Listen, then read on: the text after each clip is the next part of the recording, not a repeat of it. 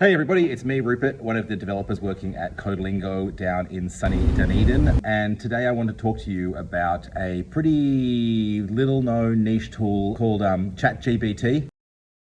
I mainly use it to write letters praising myself, but occasionally I also use it for work, and it's really helpful as a developer to have ChatGPT as a tool up my sleeve. Initially I thought it was going to take my job, but now I've realized that's probably 3 to 4 years down the track, so I'm reskilling quickly as a cheesemaker. I like it for a few reasons. First, it helps me understand functions I haven't come across before.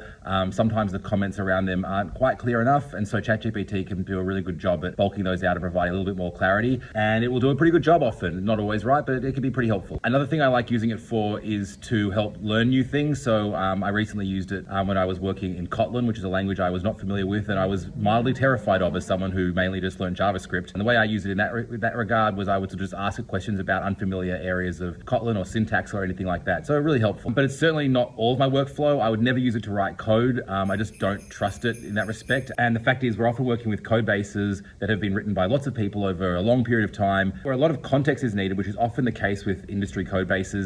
ChatGPT kind of falls flat a bit, and that's good news for us.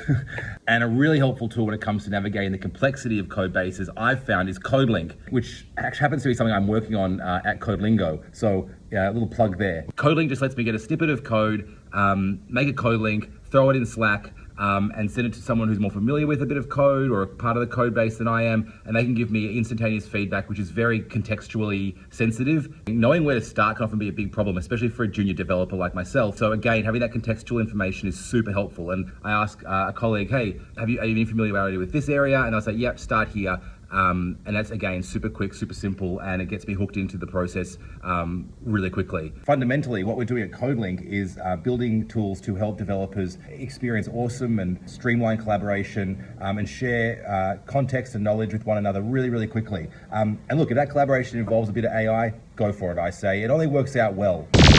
Please do grab CodeLink and buff it into your IDE. It's right there in the marketplaces on VS Code and JetBrains. Or you can go through our website and get it. As always, we'd love to hear how you're using it, what you're liking, what you're not liking, just anything like that. So yeah, take care. Until next time, yeah, keep coding and have a good time. Bye.